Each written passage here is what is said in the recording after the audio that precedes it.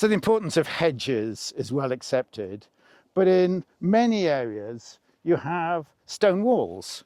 And what I'd like to do today is talk about the history of stone walls and their ecological importance and how you can read stone walls. And I'm here with Tom Lord, who's a historian and farmer and an expert on stone walls. So tell us about stone walls, Tom. Well, first of all, think about the source of the stone. This stone has been got from what is now meadow, which has been cleared in the past. The stone's been taken off the surface, broken up, and used to build the wall. So, so why do we have stone walls? Why don't we have hedges here? So we can manage the landscape, manage the grassland. This is a meadow. It's got to be shut up, the stock taken out in the summer. So we don't want sheep or cattle getting into here while the herbage is growing, which we need to cut for hay in the summer. So walls are here to manage the livestock, but also to manage the grassland in a way that gives us a source of food for livestock all year round. And so as I understand it, the stones would be cleared one way as the stones are cleared. And we've come to this particular piece of wall to see that, haven't we? This wall is telling us there was a great deal of stone here before it was cleared. And the stones have resulted in a rather irregular looking wall, but they've had to build it extra wide to use up all this stone, to get it off this area of meadow. Which they call consumption walls in places, This don't is they? a consumption wall, and one of the things I used to do with my grandfather is in the spring, after we take the sheep out at lambing time, when we shut the meadow up, we walk along the wall picking any stones up that have fallen. And the saying is, my grandfather would say, stones eat grass. So they wanted to get the stone off the grass. Okay. And so on the other side of the wall, we've seen some piles of stones which have been picked up and put so that they're consumption piles, I guess. They are. But over the wall, it's not a meadow. It's been managed differently, and they haven't gone to this great length of clearing the stone. Okay. But in the meadows, they wanted to get the stone off because that gave them the crucial winter fodder. Okay. So but going back to why we have hedges or why we have stone walls, why don't we have hedges here? There were hedges here. We get relic features, little banks, earthen banks, even at quite high up. But it's something that went out of use. Hedges seem to have gone out of use, and everything becomes a landscape of dry stone walls. And as the landscape fills in, as it were, with walls, we don't go back to hedges. Hedges are found lower down. So if we were starting coming up the valley, you get to about 200, 150 metres, you come into a landscape of dry stone walls. And because hawthorn doesn't grow very well at high altitude, does it? It's too Hawthorn cold. gets affected by cold. And if you think of the late medieval period, we have this thing called a little ice age. We're not quite sure what the climate's doing, but it's certainly not as benign. And you get into periods of colder winters right through until the 19th century. And at higher altitudes, that's very bad for hedging trees such as hawthorn. And you showed me earlier that just around here, there's a whole set of different walls showing different features and different ages. Should we go and have a look at those? Well, we can see how walling styles change over time. So this is a curious bit of wall. What's going on here, Tom? This is a very old wall. It's part of the medieval boundary around the innermost part of the farm, the infield area where the meadow and arable was formerly, and the infield area where sheep would be lambing at lambing time and there would be young cattle. So it's a wall to prevent creatures getting into the infield area that might damage your crops or damage your livestock. And it's been built nearly straight up.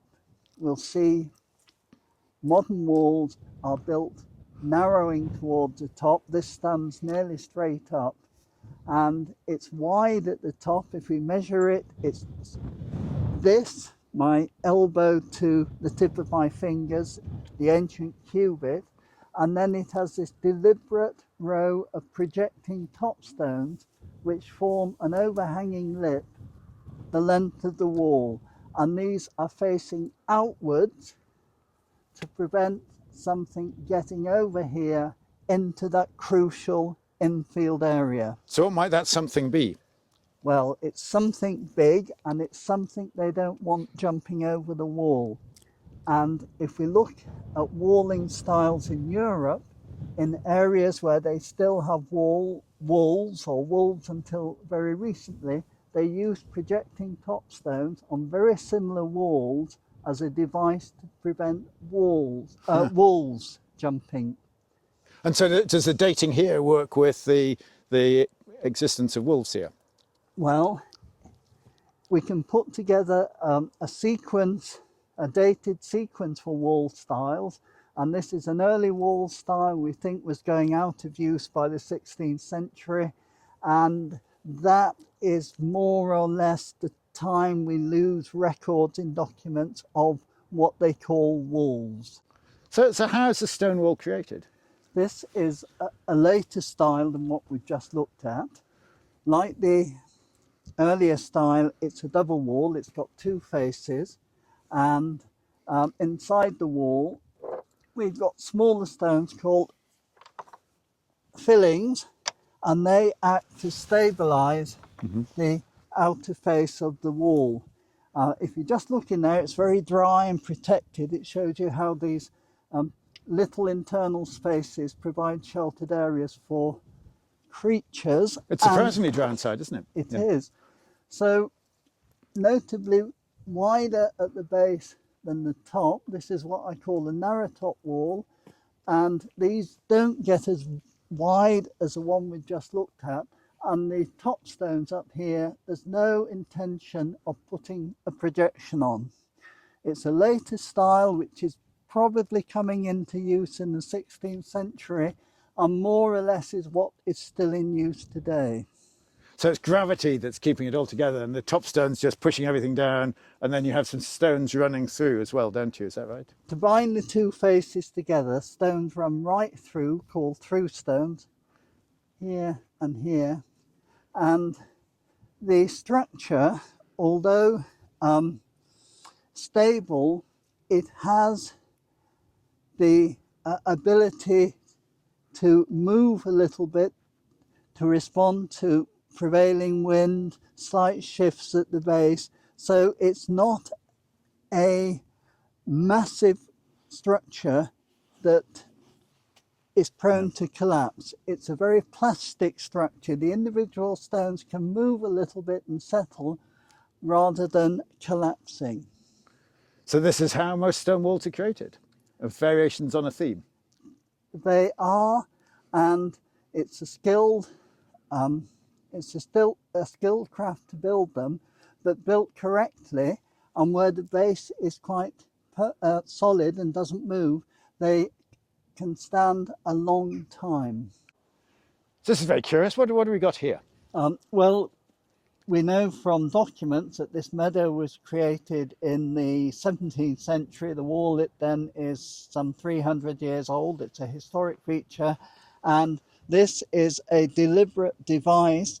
It's to let livestock through. It's much wider at the top. This is to let cattle through, and it's cattle with long horns. And we know from historic sources in the 17th, 18th century here, the typical cattle kept for dairy, for milking, were longhorn cattle. And it was a cow that produced a rich milk which was made into butter and cheese. So this is telling us a little bit about a past livestock system, and it's very important that historic features like this are preserved and recorded, because otherwise it's evidence that's going to get lost and we might not have it from other sources. So it's fabulous that you can interpret the previous land use by looking at the walls. The walls really are if you like, very much a primary source of telling us about the history of this landscape. The walls obviously change the diversity of life you see here. They create structure, create variation in habitat. So Tom, what features do we see here? Well, the stone here is an old hard sandstone which was left by a glacier. The bedrock here is limestone. This is an acidic rock, and on here we get an assemblage of lichens that will only grow on acidic rocks, especially this lovely pale green one, and we'll find that on the acidic sandstones but not on the limestone. So in a way the ecology of walls is very much at a micro scale. We see differences but at a micro scale. So the bedrock might change, the aspect of the wall comes into it, the height of the wall. It's all about ecology at a micro scale. And I guess there's a lot of life within the wall. If you look at it, as I understand it, a lot of invertebrates living in there. Even though this is a high rainfall landscape and in winter we get exposure to wind, it's actually quite dry and sheltered once you get into the centre of the wall, because it's not solid in the centre. There's lots of open spaces and room for small creatures to shelter.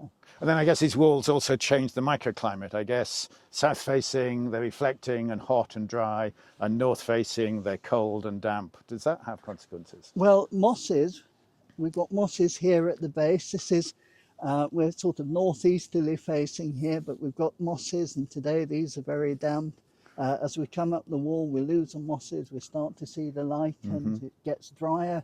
So it's drying out at the top, but it's damp at the bottom.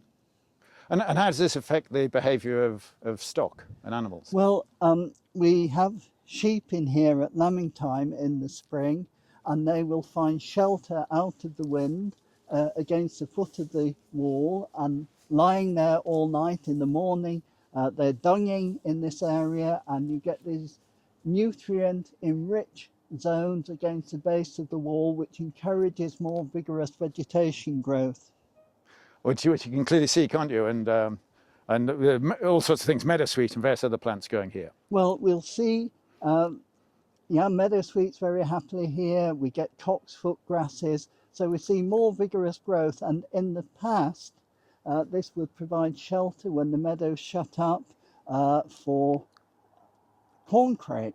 There were corncrake here, and typically they would be around the edges of the meadow in this more vigorous vegetation. And also, I guess the fact that they're walls means that there might be greater variation in habitat, greater variation in grazing regime. So I guess it's very much changed as the whole landscape, doesn't it, and the whole ecology? Well, they are actually rather understudied. You mentioned hedges. We know a lot about hedges because people have done a lot of work on them. But the ecology of walls is still a bit like the ecology of Mars. Okay, yeah. We don't know a lot about them. From the Yorkshire Dales to Mars. What a lovely end to this story. Thank you.